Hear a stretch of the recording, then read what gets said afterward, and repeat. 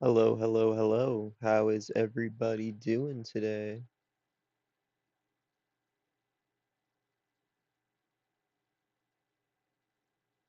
Oh, I hear something happening.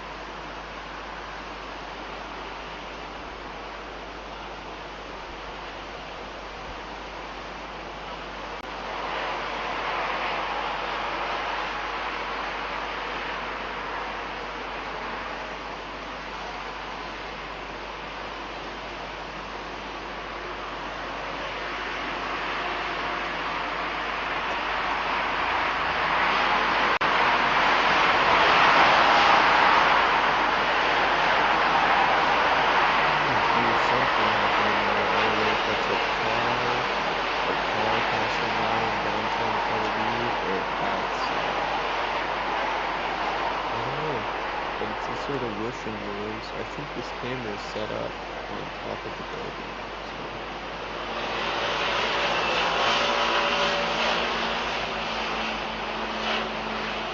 I would assume if there's anything crazy that's going to happen, we'll hear some air raid noises, some sirens.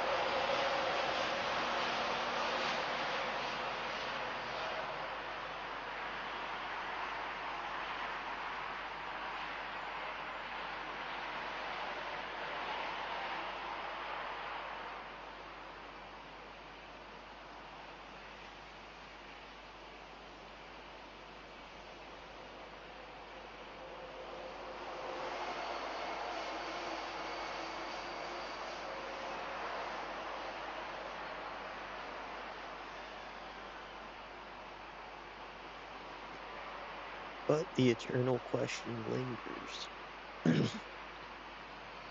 Why exactly is there a conflict in Iran in the first place?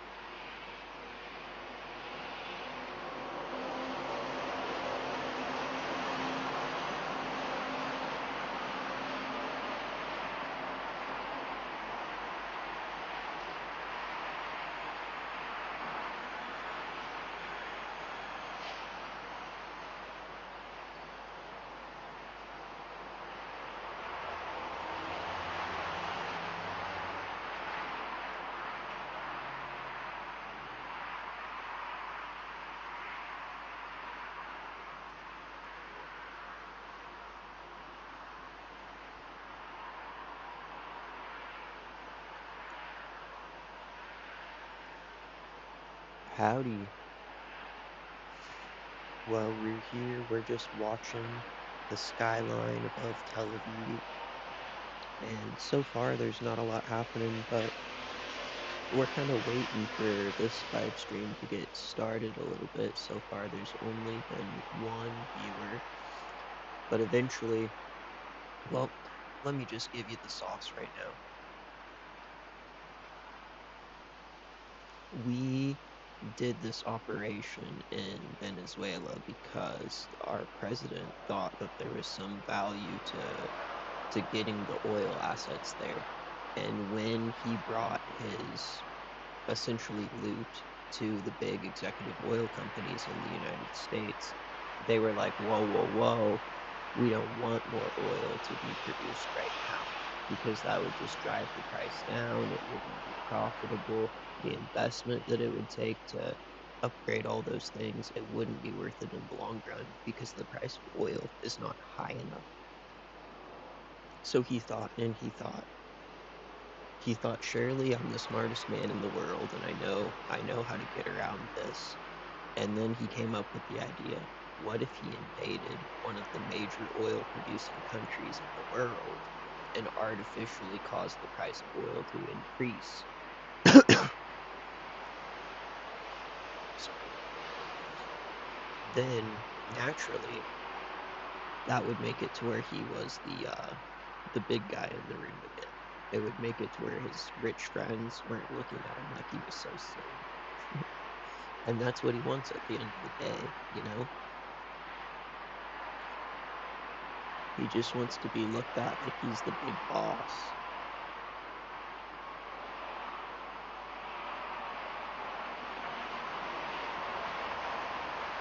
But yeah, essentially that's what I think the whole thing is. I think the entire thing is the artificial inflation of oil prices, and it just happened to line up with Bebe's xenophobia just right, so that they could use both of their richness and influence to push a new war, essentially just to gain their personal goals.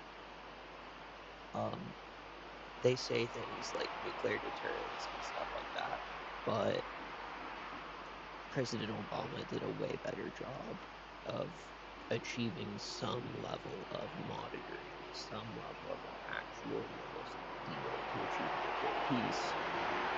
But that just seems to not be what's going on now. If anything, I would say the current events are ramping things up harder and faster.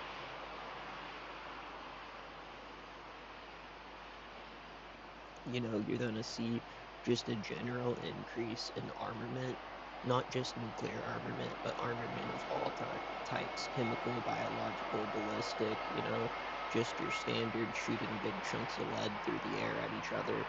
All that stuff is going to increase when instability increases. Because if you live in a safe neighborhood, you don't feel the need to sleep next to a gun.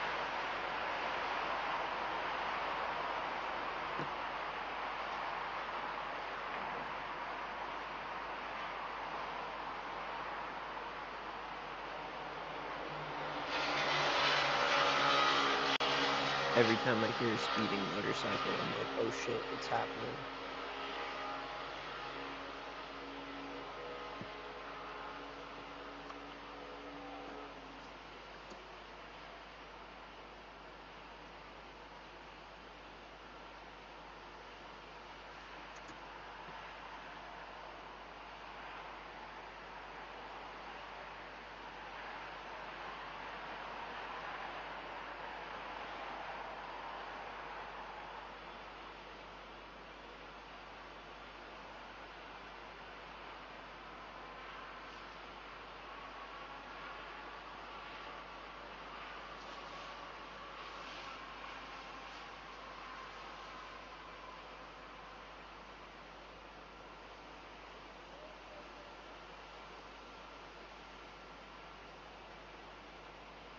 It really is absolutely insane, though, that so much effort goes into pleasing people just because they're wealthy, and the rest of us, we get so little left over.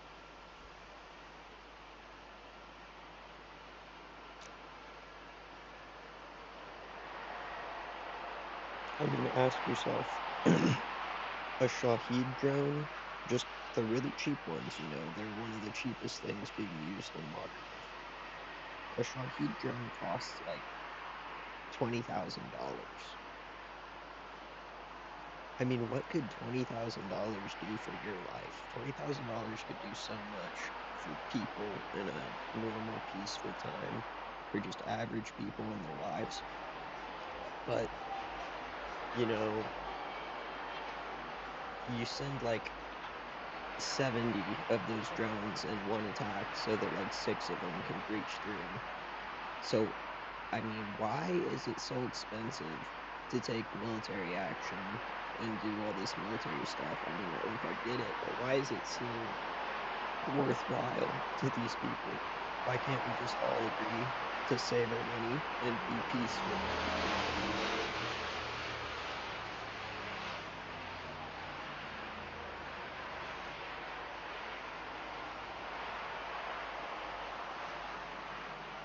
It really is insane what people are willing to do. Normally because of their religion, sometimes because of politics, sometimes xenophobia. But I mean, can't we all just get along?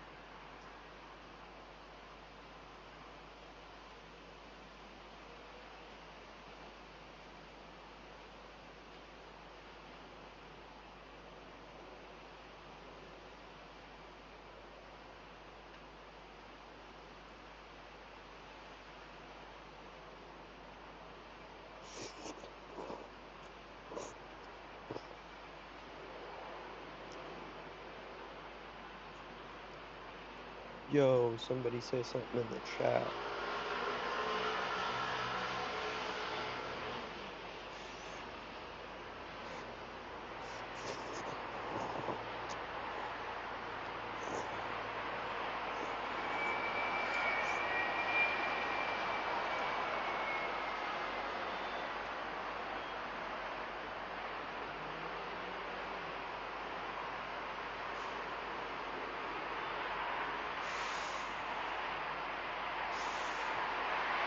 Howdy.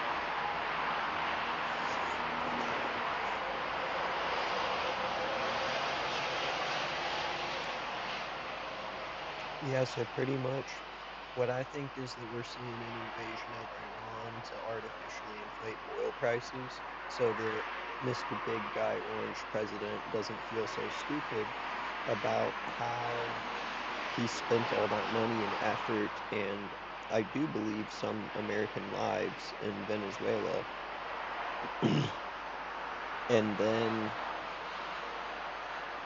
the oil executives pretty much told him they didn't want the oil. They didn't want the oil fields. They're too expensive. The price of oil's too low. It's not worth it. And he was dumb for doing the entire invasion of Venezuela, the entire attack and operation and kidnapping of Maduro, because his goals were to hand over that oil field to U.S. industries because he thought it would boost the economy. But yeah, that's not how the economy works.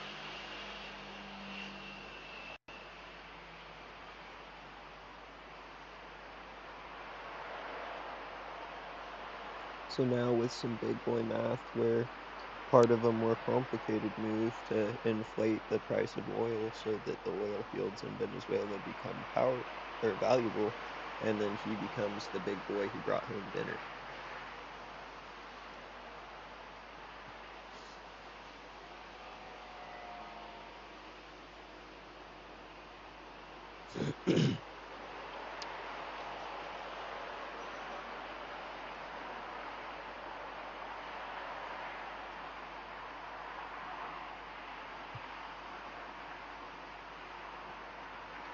And on the other side of things, Bebe is just really, really xenophobic, and he's been waiting for this moment for years. Bebe has been wanting an excuse to go full total war against all of the Arab countries, you know. So having a just a way, just a reason to go in and do a bunch of bombing in Iran, that's just a wet dream for him, man. He absolutely loves the idea of it. He's been wanting to do it for a while. For the last 15 years, he's been saying they're 2 months away from having a nuke. You know, it's just an excuse.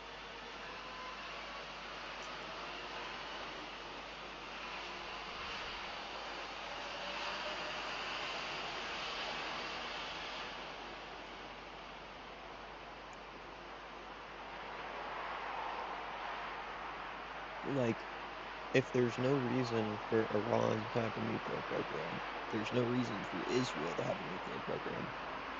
But it's well known that Israel has like 20-some nukes in their arsenal and the capability to build more.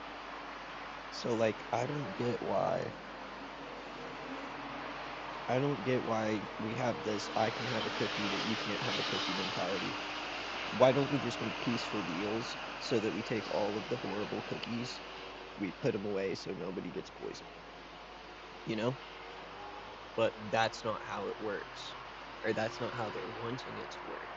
In our world, we have Trump and we have Bebe, and they're saying we can have all of the worst things in the world, but we need your place to be Candyland. You know, like it's just weird. There's two sets of rules here.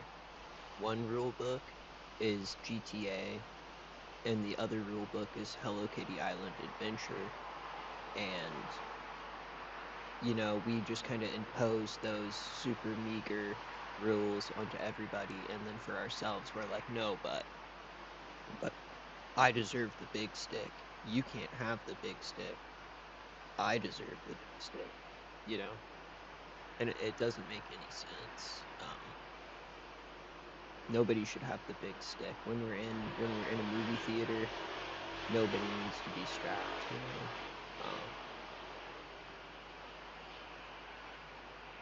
know. Like, right, there's a time for everything and there's a place for everything, but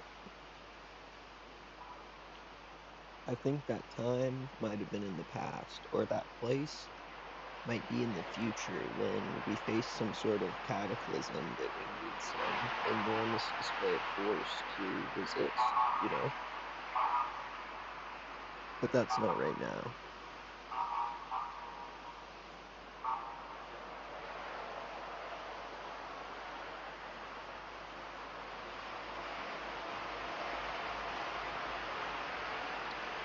And there's especially no reason to use military intervention in economics, because regardless, that's what a lot of this is. When he's talking about invading a country for their oil, that's like two things that should be separate. Military things, things that require action are, well, it's essentially the same kind of thing that you couldn't stand by and watch, you know? Like, it's not like a business deal gone bad. It's not like the economy not being the best, or like stuff like that. Military action should be used to stop acts of physical violence, or acts, you know, things that would be considered crimes against humanity. One of the only one of the only reasonable conflicts that the United States has ever been involved in, pretty much ever in all of history, was World War II. World War II was very largely justifiable in the Western theater. Um, there's a lot of the actions that the United States took, like the bombings of Hiroshima and Nagasaki, completely blew what's that word? Equivalency out of the water. There was just no reason to use atomic weapons there. But I mean, there definitely could be a reason to have nuclear and atomic weapons, especially under control by some group like NATO, because what if there was some sort of astral cosmic event, like a giant meteor moving towards Earth, and we needed to use a massive display of force or a huge release of energy to like deflect it? There's tons of reasons and there's tons of places where, especially in the world that's greater than us, we could use nuclear weapons. There was once a huge underground fire, I believe, that the Soviet Union was not able to extinguish, kind of like the Pensacola coal mine fires that are still burning to this day. They were able to eventually extinguish it by drilling a hole beside and putting a nuclear detonation down that hole, and it collapsed the fire area and stopped it. So, I mean, there's definitely peaceful uses for nuclear weapons, but and I mean, there's definitely reasonable other uses for them too, non-peaceful combat uses, especially for tactical weapons. But right now, I think that's just not really what's Welcome to happening. Wix Harmony. Take the speed of AI and pixel level control to go from word.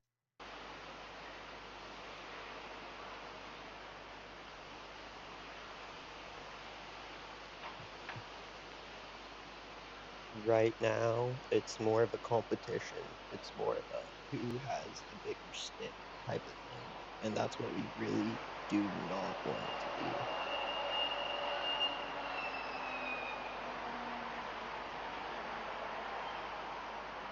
Just like with competitive grazing, increasing the productivity of cattle, if we have competitive nuclear armament, we're going to really increase the efficiency of nuclear armament. And that's going to end up bringing us to a nasty place that we do not want to be.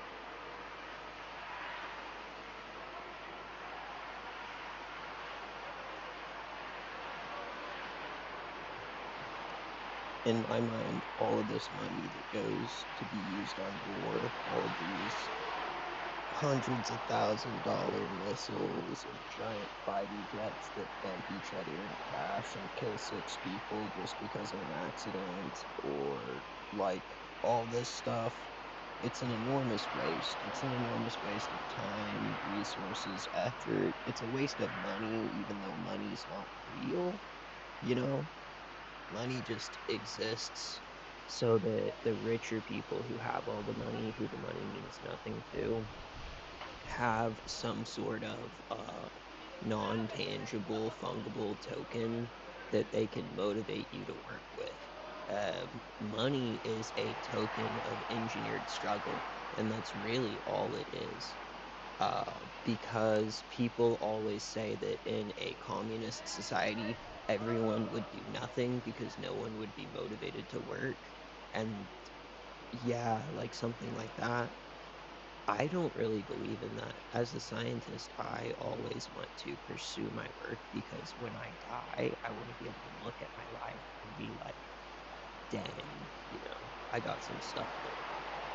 I did some really cool things. I want to go in the history books. I want to make a contribution to the furtherment of society, and that's what makes me work, I think.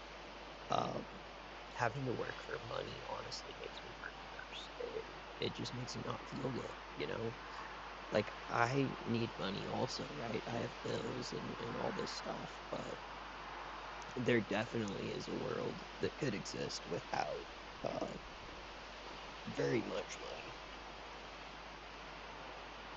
Or could exist in more of an exchange of tangible goods, you know?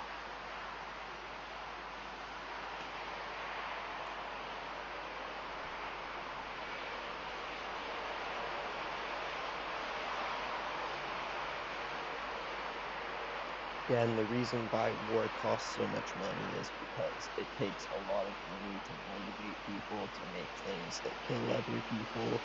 It takes a lot of money to motivate soldiers to put their life on the line. It takes a lot of money to produce the intricate materials that go into making our complex weapon systems. And you have to engage people to do all the parts of all of those processes, from the simple metallurgy of making panels to the welding, the assembly, the programming of computers, and everything in between. It costs so much money to wage war, and with that same amount of money spent in peace, the value of it would be so much more. Because in a wartime, we're throwing destructive forces at each other and essentially wasting money in an effort to exhaust the other side, which is stupid when we could all just get along. And if there's really someone that's that bad, I think all of our neighbors would agree with us to get rid of them, like in World War II, right? Very, very seldomly is military action reasonable. And when it is reasonable, it's overwhelmingly so. Like, you know, in that very moment. It's kind of like a good example would be seeing a kid get kidnapped, right? You see a little kid getting kidnapped, and in that moment, you just turn into Clark Kent and like jump across two taxis and unleash your 15 years of karate practice in the dojo, and then yeah, right. It's like that. Um, no war should ever leave you questioning, is this a reason for us to take military action? When you take action against something, you should feel good about it. The people on the ground that are there should feel good about it, you know? And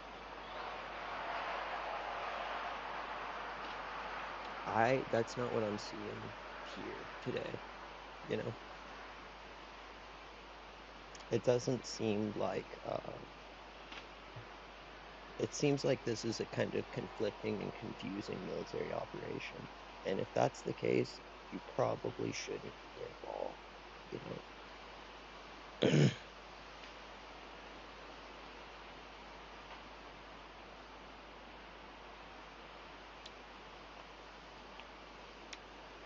Involved in some weird sort of competition.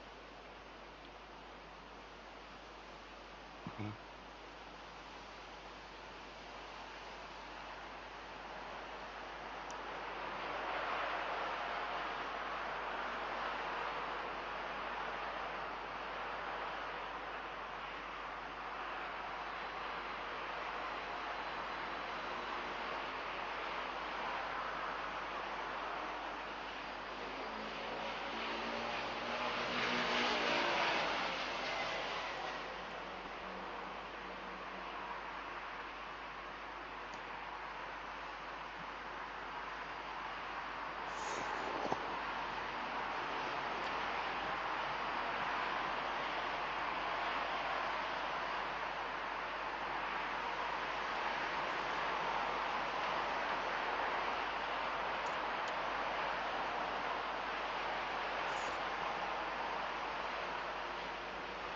But if you're new here, my take is that starting and involving the United States in the Israeli-Iranian war, starting this whole thing, it is just really, I'm sorry, one second, I'm spaced out.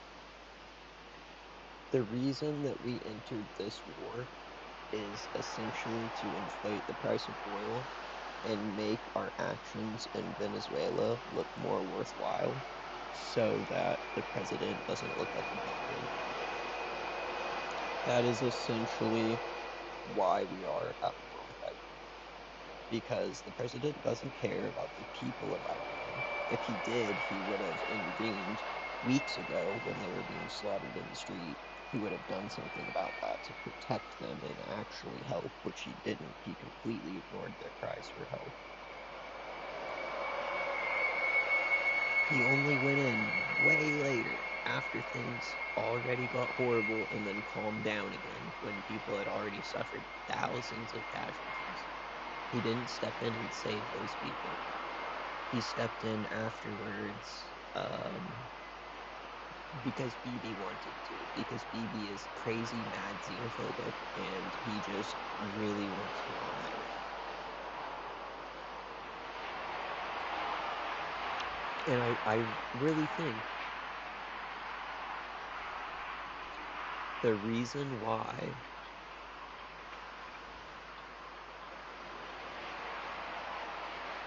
is to inflate the price of oil.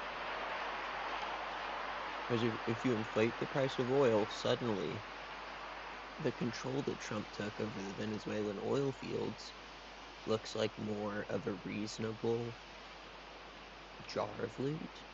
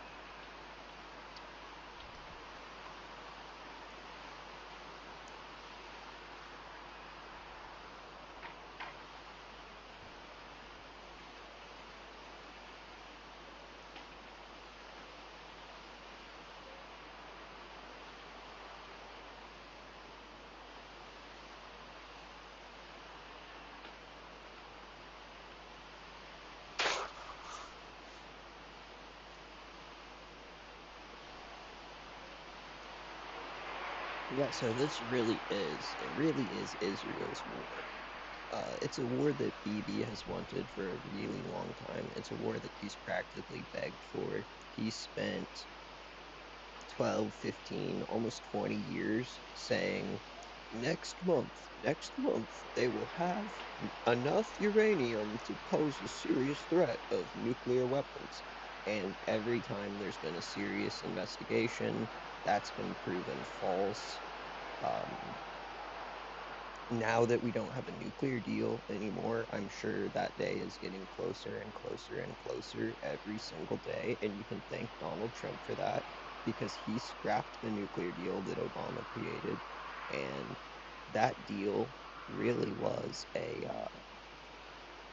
best case sort of scenario for making a deal about nuclear stuff with Iran, at least for that time, because it was very tense and it was very hard to get any sort of deal at all. So having a deal that allowed people to come in and investigate and see how much uranium they were making and the limited potency of it and all these different things, even though it wasn't the strictest deal, completely limiting nuclear weapons from anywhere in the entire world forever and assuring permanent peace for all of our grandchildren forever, it was still better than no deal at all. It was still uh, a certain guarantee to a better future than the all bets are off that we have today. Because you really don't know. You don't know what's under 4-0. You don't know what's down there. You don't know what the bombs did. None of us really do. The only people that know are the people that are working down there. And now that we don't have a deal, now that nobody's going and checking out facilities, and we literally are completely blind to what's going on in those labs, all bets are off.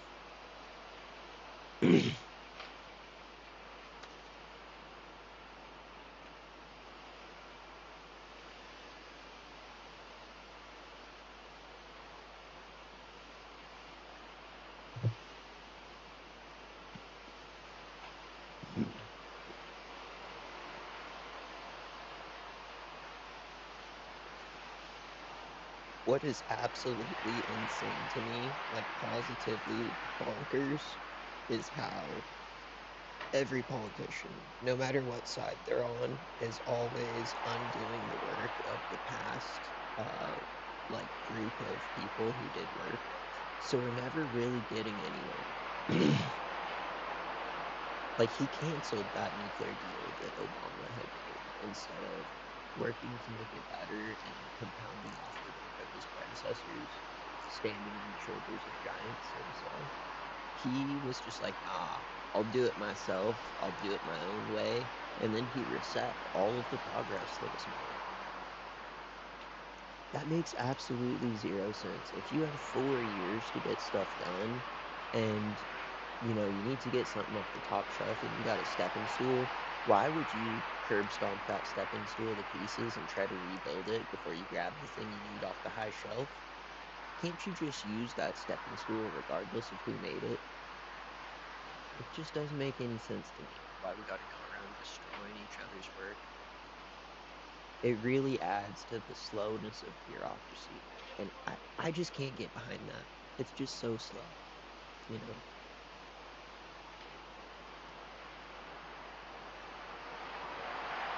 Like, think about how long they were able to cover up the Epstein files, right? And even then, we're not getting the whole thing now. It takes forever. It takes forever. Just anything takes forever. Even if it's just releasing some emails, or even if it's just getting justice for little girls who were abused on an island. Like, the only thing that our government will do quickly is make Bebe happy. And it is wild to me. It is absolutely positively wild to me.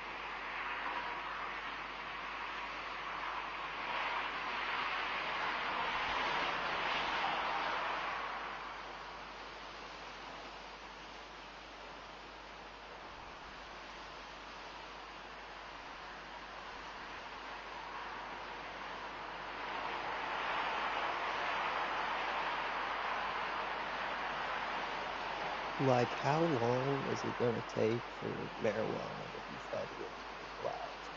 It is absolutely insane in this day and age that alcohol is legal, cigarettes are legal, yet marijuana is illegal in so many places, and our tax dollars pay to keep people who had small amounts of marijuana in jail. That's like hundreds of dollars a day that we waste because some people don't like a plant. It's just a plant. It ain't ever hurt nobody. It's not even a bad plant like hemlock. It's completely non-toxic. It has many edible parts, and it's one of the most useful plants in the world. Yet we burden our economy with its illegalization. That is absolutely insane. And now we have all these gray markets of semi-synthetics and whatnot that's being sold at smoke shops all across the country legally after the Farm Bill, but still THC is federally illegal, and that is absolutely wild to me. That is positively bonkers.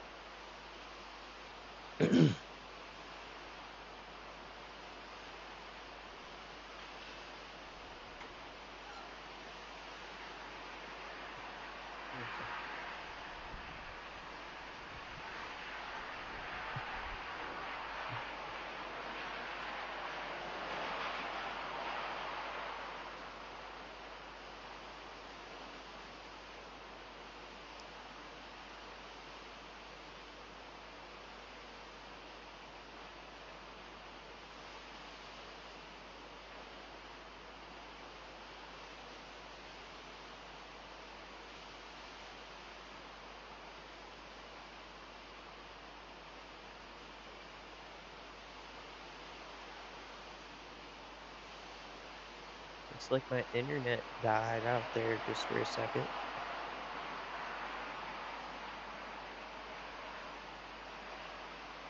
Howdy, how's everybody doing?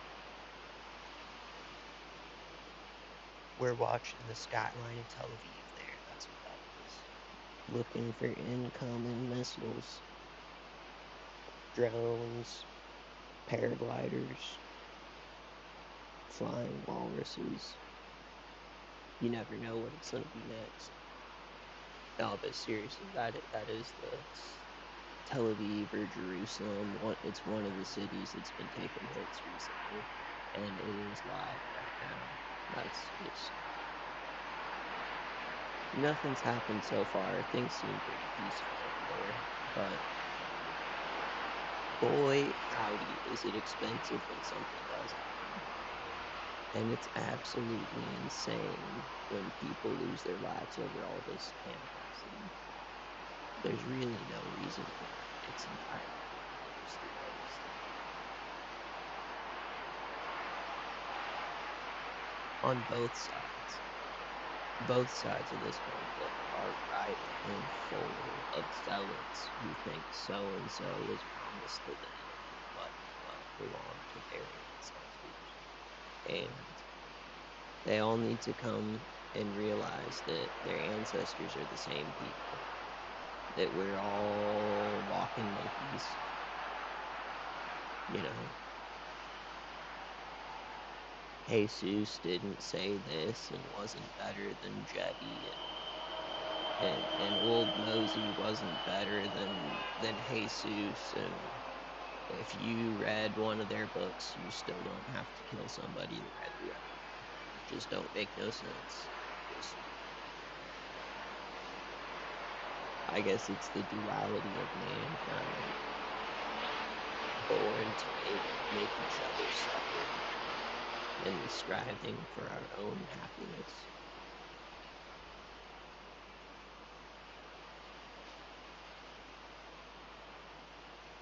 I wish they could just be honest about it too. I wish they could be like, well, I don't think your country should exist. And then the other side could be like, well, I want to bulldoze We your have got to the house and point make a where literally vacation home anybody there. can build a fully working app without knowing how to code. This is Base 44. This is Yeah, a and I first look at the guarantee it's a current. terrible idea.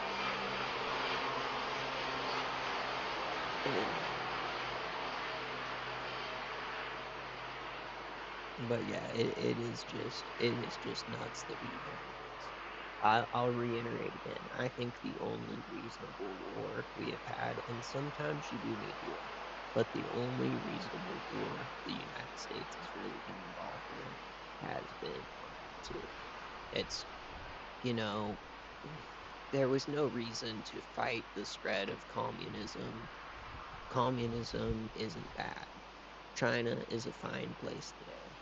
All of the examples of horrible things that happen in communist countries, those happen in fascist regimes that have disguised themselves in red banners. Just because you say something, I'm 15,000 feet tall, purple, and half elephant, right? But doesn't change the reality of my actions in real life. Like Stalin and the Holodomor. Um, you can't have a communist society where you send people to camps because a communist society has to care and be good to individuals in the community. It has to work for the common good of the community and the people inside of it. And sending people to camps is not that, or starving them in the fields or whatever, that's not. The second you start doing that, the second you start exercising sovereignty over each other's lives, like what ICE has been doing in Minneapolis, the second you do that, you turn yourself into a fascist regime because governments are defined by their actions, not what they say they are. I know that's a hard concept for a lot of people to wrap their minds around, but I'd point to you that the Nazis called themselves National Socialists, and at one point in time in Italy, people thought fascist was a good thing as a self-identified power. But really, names can change, and you gotta identify bad people by the crime they commit, you know, by their actions.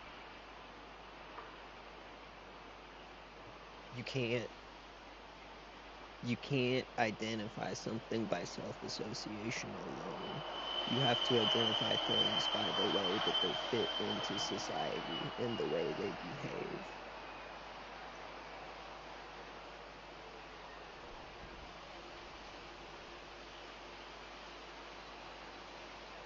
Just to say that, like, politics and policy are not as fluid as gender identity. You can one day decide you want to act and dress differently, and you can alter your identity as an individual person because you have that agency over yourself. But when you unite and distribute an ideology, um, you can't just say that ideology is one thing. That ideology will be identified in real time by its effects. You know, like, as you distribute this information and you teach people and they come to your party and they start to do the things that you want, if those people have a massively negative effect on society, that's going to be bad for you. You can't just say that you want to help the orphans when your supporters are burning down orphanages.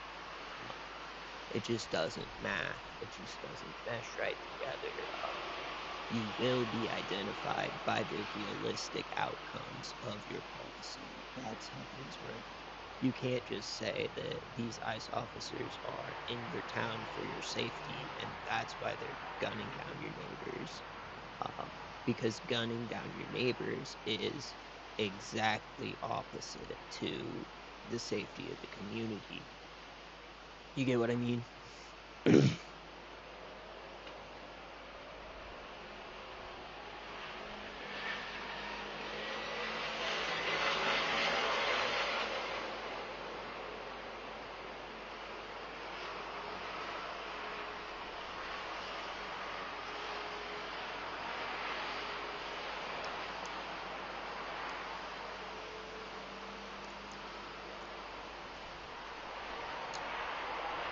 Another example I would give is that Zoran Mondani is doing a wonderful job, right?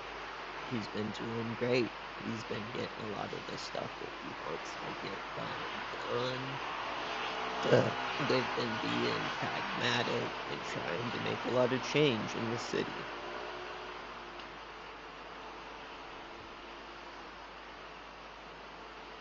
And that's in step with his policies, and that is really in step with social democracy.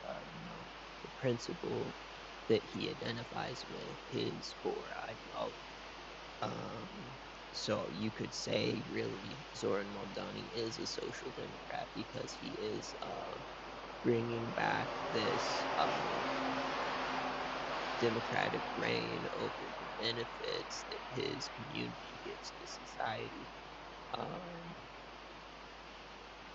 He's really living out to the ideology that he claims to be. And you could say the same thing about Donald Trump. He is really living out the ideology that he claims to be. He's really the poster boy of conservatism. He does want things to go back the way they were, even if that isn't necessarily better. He does long for the past. He does live in the past. He does think that there was a bygone great glory days that he's trying to return. And, whether that's true or not, he does really adhere to his philosophy. And in a way, I could appreciate that a lot more than someone like Vladimir Putin, who claims that they're, a democratic president, claims that they're looking for a restoration of these great conservative values. But in reality, it becomes obvious that Vladimir Putin doesn't actually believe any of that. He's just trying to violently hold on to power for his own personal gain. He just wants to remain the leader of Russia until he dies. Um, he doesn't really care about Russia, you know? He just wants to have these big patriotic moments where he can be the big guy on a white horse. It's just kind of weird, you know? It's just I really don't get people like that at all. And I don't get why anyone would look up to them. I guess just be yourself. You gotta at least be authentic to who you really are, especially in politics.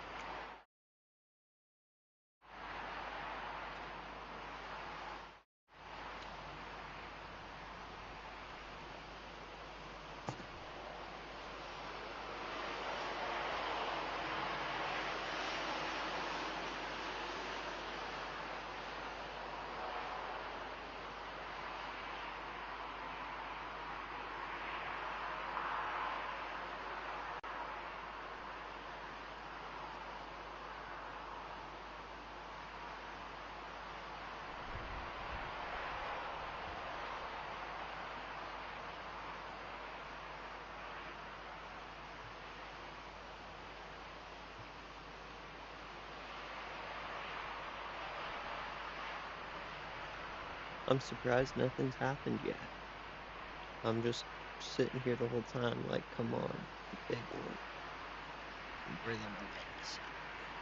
Now that would actually be so cool. But yeah. I guess that is why they're running this live stream, because it could be an incoming hit at any moment, and it catch it. But yeah, we are totally in Iran right now, so that we can inflate oil prices, so that the action in Venezuela doesn't seem quite so stupid, you know? Like, the big he's thinking that he looks really dumb right now because he took all those oil fields in Venezuela, and the big boys upstairs at Chevron, they didn't even want them because it costs more than they're worth to maintain those oil fields, and the cost of oil is really low right now. So he's invaded Iran so that he can inflate the price of oil, so that the big buddies upstairs at Chevron will look down and be like, oh well, it looks like you actually did a good thing for us after all. Come on to the new island. You know, because Home Dog's clearly seeking that as part of his return to conservative glory days. He wishes that he could go back to the island with his buddy, the Big Stein, and they could be homies forever. You know, that they could just like sail off into the sunset and go live on an island.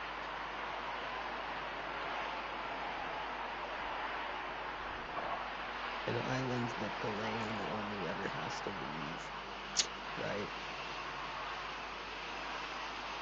Where they can relax in the luxury of American politician paradise, while Ghislaine brings them all of the foreign children they desire. And that is the conservative world Home Dog probably wishes to return to. That's what it seems like. It's like when you have two options and it's to be conservative or to be progressive, you know, whether it's to look to the past or look to the future. I don't see how people don't understand looking to the future. You should always be looking towards a better future, looking for a better future. You should never be moping and crying about wanting to bring back the past, because you can't do that. Even if you did bring back the past, it would still be a progressive effort. It would still be a progressive endeavor, because it would be a restoration, not what's a word for time traveling? Is there a word for that? I don't know, but pretend I knew a word that meant to take an object and actually transport it backwards in time, like say an apple that's rotten, put it back in time to when it's new again. You don't do that. You could take the apple and grind it up and turn it into a candy that looks like an apple. You could refurbish the apple into something that was similar to its previous state, but you can't time travel. So even if you did a great conservative restoration, it would still be progressive in nature. You'd still need to look forward to a better future. But I think these people forget that. They don't realize that it is physically impossible to return to the glory days. You would have to create a new set of glory days. That is how reality works. It's just a little hang up of the subtle nature of reality, but it is there, it is real. You can't turn back the clock on anything. You can only restore things. You can only bring inspiration from something that once was great to create something new that is like it. That's where these things become possible.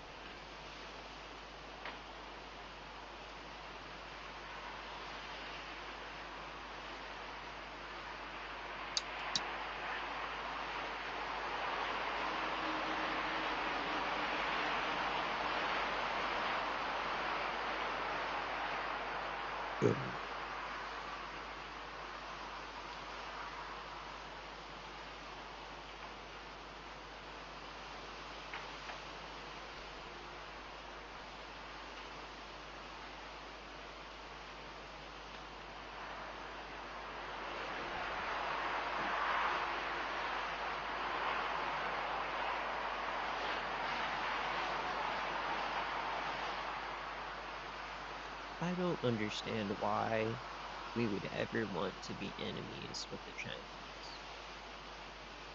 I think that China should be one of America's greatest allies, that they really haven't done anything that bad, and especially not in comparison to the things that we've done.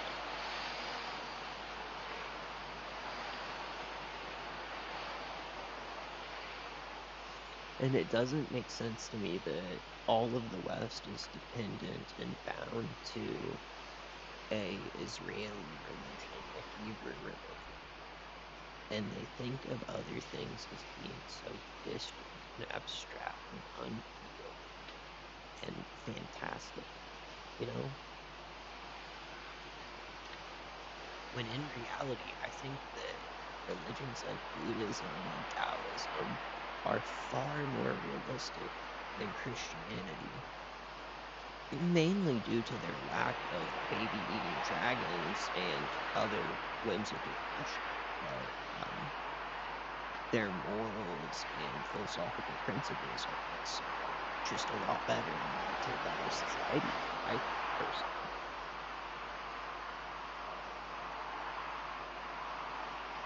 Welcome, everybody. If you want to talk with me, go ahead and send something in the chat. It makes it a lot easier for me to talk about stuff if I had something to talk about.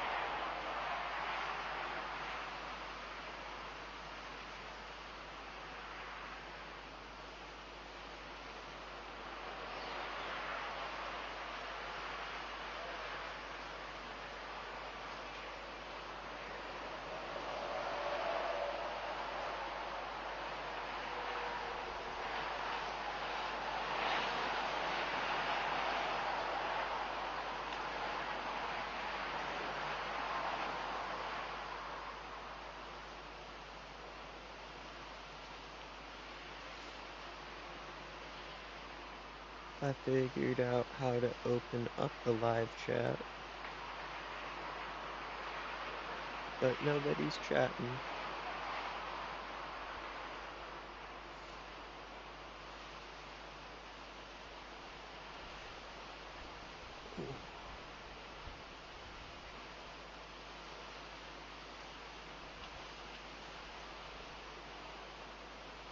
I guess we're just big chilling, waiting for the strike to touch down.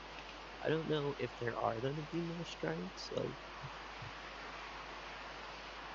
I would assume so. And, like, I'm confused about why, you know, there were times in the past when attacking Iran could be seen as more reasonable and feasible. Like, doing something to stop their production and sale of Shahed drones to Russia that have been used this entire time for the invasion of Ukraine. You know, like doing something about that. But like right now, just because Bebe says so, is weird. And especially in the mainland. Aw dang, the chat rate is mean.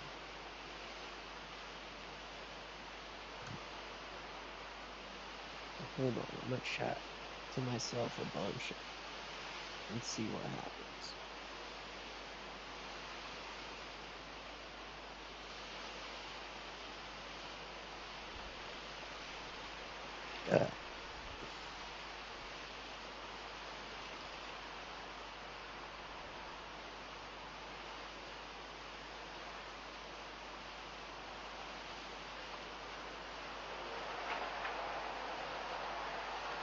I keep seeing things talking about how the Marines are getting sent, and I don't know if that's true or not, that they're getting, you know, brought into the regional area, ready to be deployed, made to make do, whatnot, you know,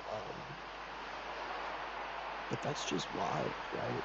Actual boots on the ground invasion. That is just absolutely cooked cookies wild. Costs so much money. That's why you don't see other countries running around invading people, except for stupid white rich nations, Western rich nations. This Friday. You don't see China. Critics have spoken. Project Hail Mary is nothing short of extraordinary. I don't know Project what Hail the fuck that Mary, rated means. PG-13.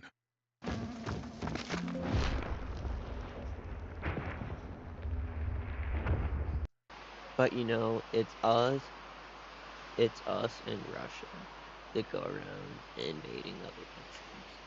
And it's just not a good economic move, you know? It's just not, like, really good to do, like, or smart in general. That's why you don't see China doing that, or, like, most of the countries in Southern Europe, you know,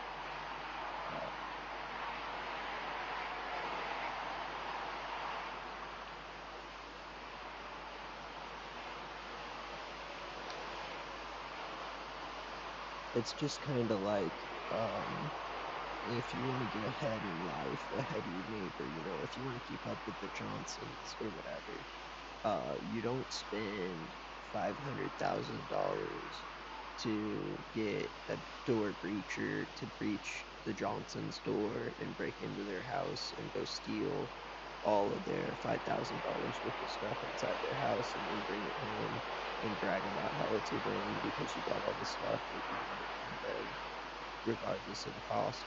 No, that's not what you do.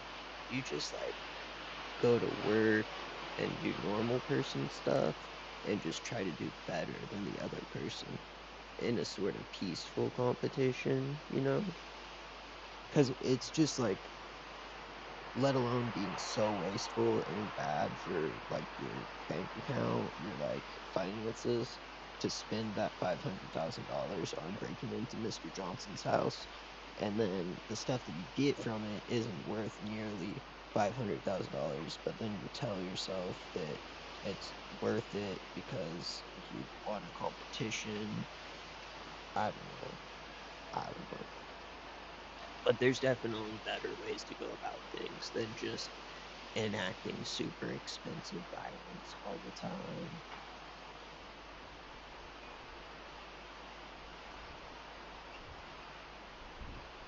I hope that metaphor is you know, like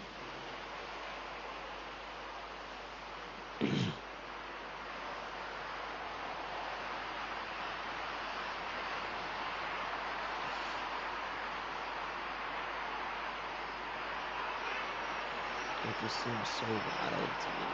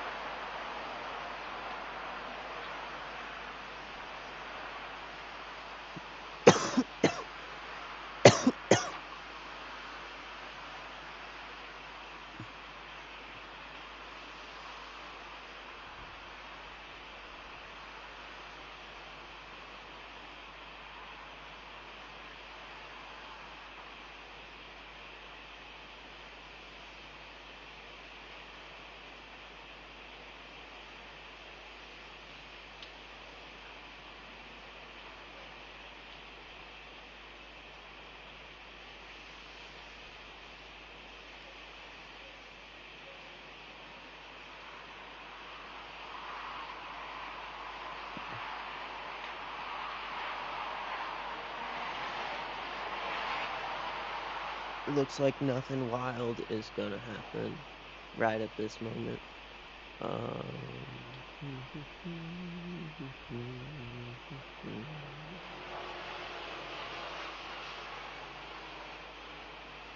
Maybe I should change.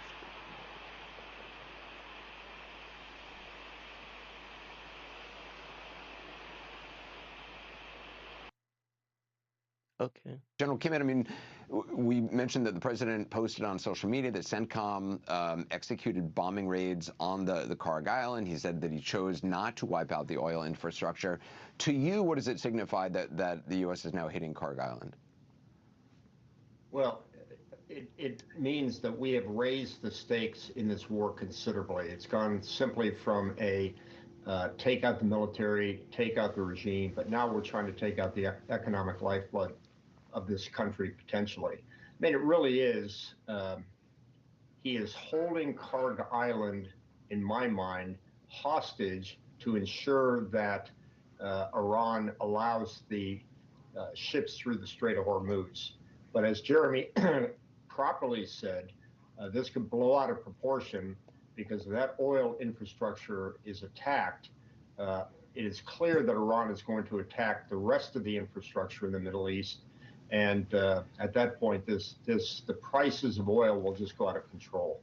These are images of that tanker off of Iraq ablaze, simply on fire. Iraq shut down its oil terminals as a result, and it's just one of several hits. It's always the price of oil is going to be crazy. Oh no, the price of oil is going to go. What about the people there? What about like fucking Mohammed who lives there and has like 6 kids and he works at that oil plant because he has to put like turkey on the table. I don't know, because they don't eat bacon. Because you know, like what about the people there? What about the why do we care so much about the cost of oil? Are we really that selfish? Like in the region. That was off the coast of Iraq right there, and Bahrain, an oil depot on fire all night there. And on the southern coast of Oman, there was a strike on the docks there on a fuel facility. So, General, my question to you, obviously this has to do with control of the Gulf, control of the Strait of Hormuz there. The United States, President Trump has said the Navy could escort tankers in and out, could provide security. But why haven't they? Why haven't they helped ships get in and out of the Gulf? Is it safe to do that? It's expensive and they can't. Well, thank you, John, for having me. And the answer is no, it's not safe right now. I mean, buckle up because this is going to get worse before it gets better. They don't care about safety of the Americans. Iranians have They care enormous about the asymmetric threats that, as Oren was reporting earlier, they've got all these mines they can put out there, perhaps 5,000. They've got they don't mind spending your children and your nephews and your uncles and your cousins. Now with cluster munitions that they've demonstrated, they have air, sea, and underwater drones. Remember what happened to the Russian fleet in the Black Sea by the Ukrainians? That was all drones. They have home-built cruise missiles now. Again, back to the Ukrainians. They sunk the battleship, the Moskva, the mighty Russian battleship. They've got with suicide speedboats. Think about the USS Cole 26 years ago in Yemen. I mean, just they ran a suicide speedboat loaded with explosives into the USS Cole and damn near sunk it.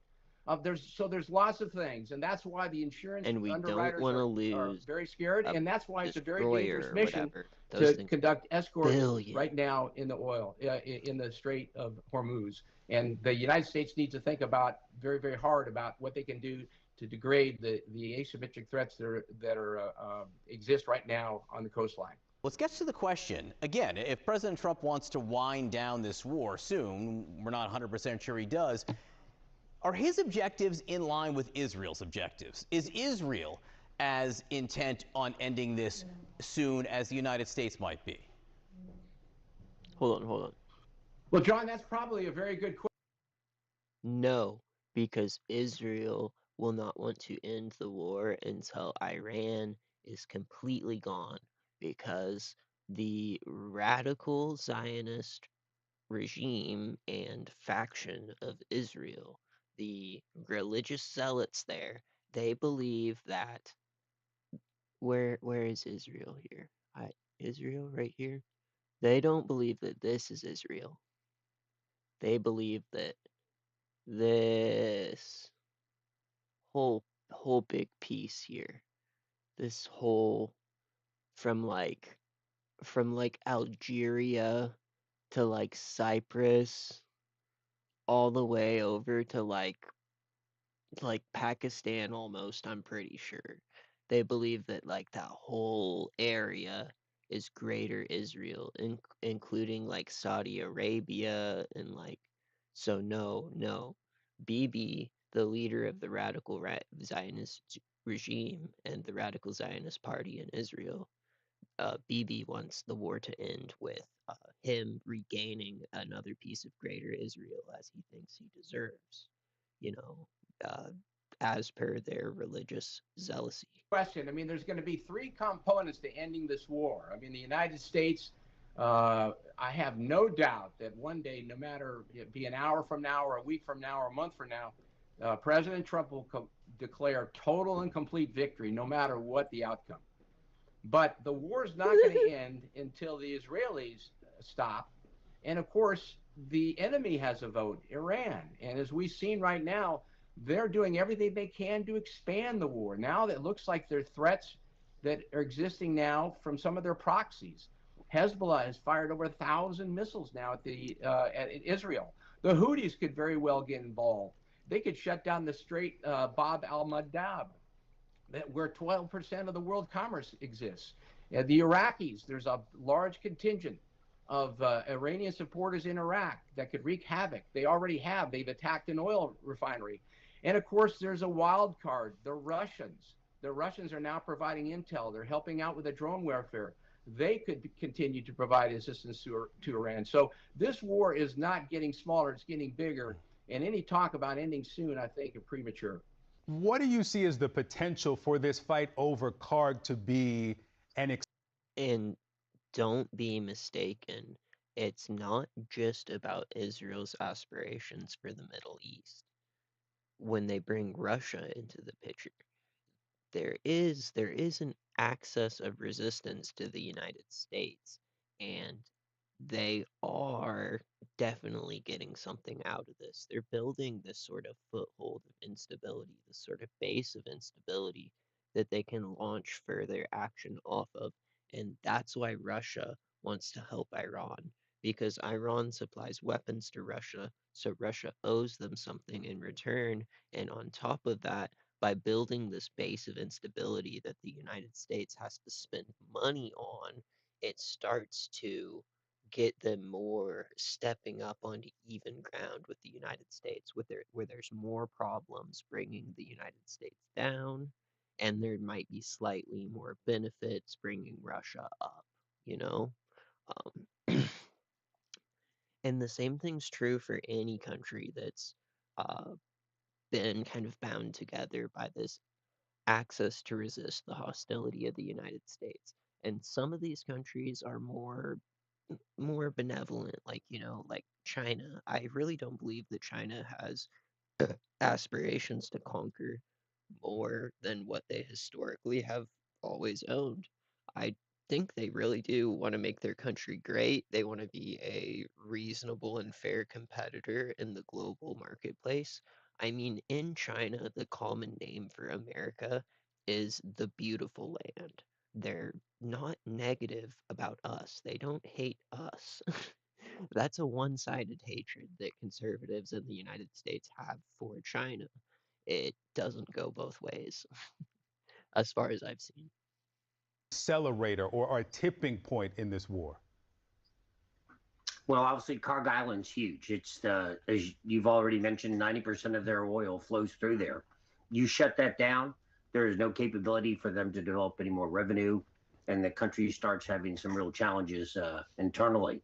And again, I think that's part of the overall plan that the U.S. is looking at is how do you set those conditions within Iran to where the people have the ability to decide their own fate in the future, whatever that fate may be that they want to pursue and follow, that currently they can't. But they're already targeting ships in the Strait of Hormuz. They're already indiscriminately shooting into the 13 Gulf countries around that area with rockets and mortar, drones. So it's not like their threat is something new. They're already doing what they say they might do. So for us, the United States and others who are looking at Kharg Island, I think we want to keep that island functional. We want to have the ability to, when the Iranian people decide their own future fate, they have a revenue source.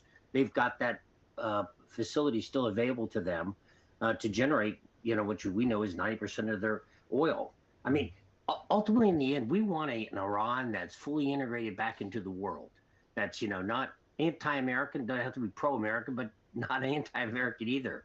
That doesn't have proxies operating all over the Middle East and other. They say that, but they're not working towards a peaceful deal. They've in fact tossed most of the progress that's been made towards one. And Bebe, at least, has made his aspirations pretty clear.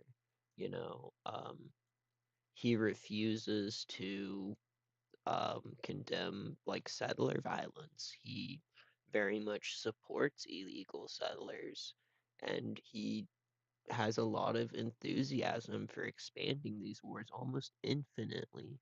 And sometimes he maybe, or people in his cabinet especially, say things about forced migration to outside of Greater Israel and different things like that. That's absolutely insane.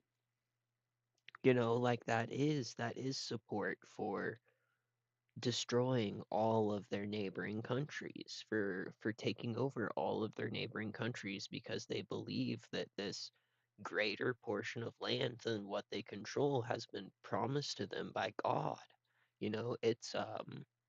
It is really the same thing as the jihad, which the jihad in its own right is a very major problem. But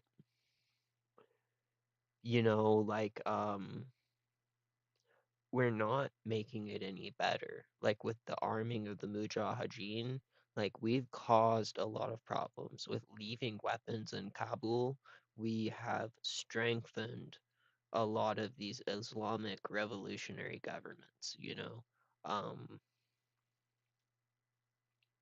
and I don't support them, but I can't really support our own government and our own government's goals either when we're engaging in the exact same sort of jihad against random innocent people that have nothing to do with it. It's crazy. locations, not nuclear. Yeah. It's not like America wants to take over that country. We don't want to put boots on the ground, I don't believe. We don't want to try to steer the direction of where that country and the Iranian people want to go. They're incredibly smart, bright people. They have a great future, but they have a suppressive regime over the top of them that right now they are unable to personally just take care of. So let's look at the near term before we get to the future of leadership of Iran. The president was asked yesterday about when he will know this war is over. Now, the president said the war is won, or the U.S. is winning, or the U.S. will win. The question is, when will the kinetic energy, when will the fighting be over? Here's his answer. When are you going to know when it's over? When I feel it. Okay. I feel it in my bones. President says he'll feel it in his bones. Now, that seems to alleviate the administration of metrics or objectives. What do you make of that answer from the president? He feels the phone vibration in his bones, I can tell you that, and then he answers the it. Department of Defense is not Iran operating is that no way. more. I control The military planners who are involved in this operation have very clear, concise objectives and outcomes that they're working towards. They're not going to feel it. They're going to know it. And they're actually measuring and making assessments continually. They're looking at things like, are there defections occurring in the leadership of the Iranian leadership over there? Are we seeing defectors? Are we seeing military units starting to fall apart in the country? Allegedly, we just hit their major banking system in the last 24 hours and took out the ability to pay any of their soldiers within the Iranian army, which is going to start having a second and third huge order effects by having done that. We're now targeting and going after the IRGC militias, the checkpoints that are all over the country that are used to control the people with very targeted strikes. The more that we have that air dominance that we've been able to establish right now, the more ability to get in and go after these very selective targeted locations. And the more the troops flee and don't enforce this regime's rule, the more that people are going to take back control of their own country. Yeah. The president announced on social media that Karg Island strike, but also the Pentagon is now deploying these Marine expeditionary units, one of them to the region, 2,500 Marines and sailors. Our team out of Washington reports that these have been used for large-scale evacuations, amphibious operation that requires ship-to-shore movements, including raids and assaults, also have ground and aviation combat components. It won't make it there overnight, right? So it'll take some time to get there. But what do you make of this deployment, these additional resources, if the rhetoric from the administration and from the Pentagon is, we've won, it's nearly over, they're decimated, obliterated? Well, again, 2,300 Marines on the ground, division-ready brigade from the 82nd Airborne Division of 3,500 paratroopers. Whatever they decide they were going to bring in, if they needed some boots on the ground, so to speak, are easy to get there. They could have forces there in 36 hours if they wanted. The U.S. military could. Yeah. But at this point, there's not a need to put boots on the ground. And I'll be honest, everybody I have been talking to will tell you, there is no intent to put boots on the ground. The military does not want to do that. We don't want to become embroiled in some kind of conflict like that. What we're doing right now is, in fact, achieving the objectives. They don't want to, but they're about to. Making sure they don't have a nuclear capability, of starting to take down, eliminate their proxies, to reducing their own military, causing it to start get disfragmented and to fall apart, to reducing their leadership.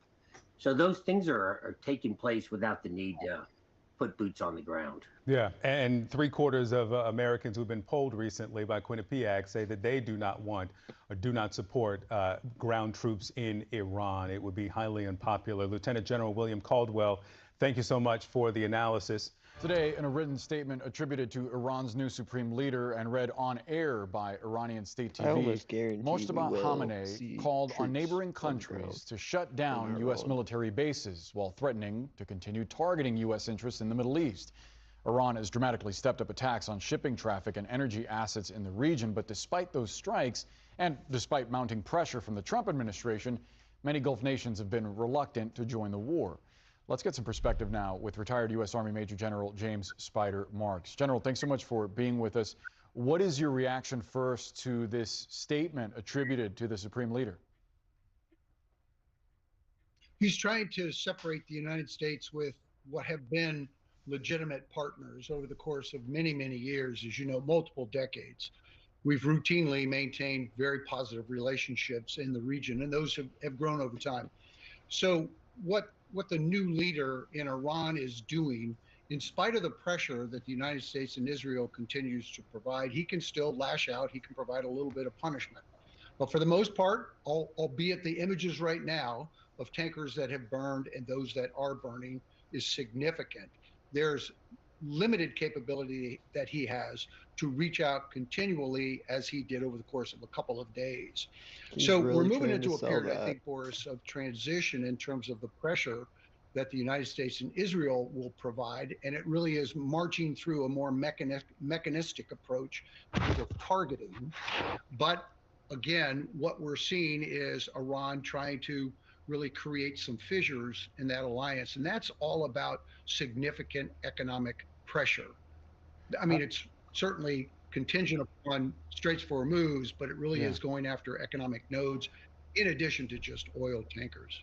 I wonder how you think the calculus has shifted for some of these Gulf allies, and whether those relationships with the United States are at risk of fraying, in part because the foreign minister of Oman put out a statement suggesting that regional actors are betting that aligning with the United States may have the U.S. adjust its calculus, but he suggests that there's growing debate about the effectiveness of those security arrangements. Oman has said that this war is illegal and immoral. I wonder if you think these relationships are actually at risk. Well, certainly when you hear things like that, first of all, let's keep that in perspective. That's their perspective on the legalities, et cetera. Long-term relationships with the GCC, I think, are going to remain very, very strong. Certainly in the near term, what I would expect to see is kind of a cohesive nature of the alliance. Although I do find it very interesting that the GCC has stepped up and said, we are not going to, at least they've said it for now, we are not going to participate in the potential for escort missions through the Straits. Look, if you go back to 2019, the United States and the GCC collective navies did just that. So the scar tissue is there. The positive results of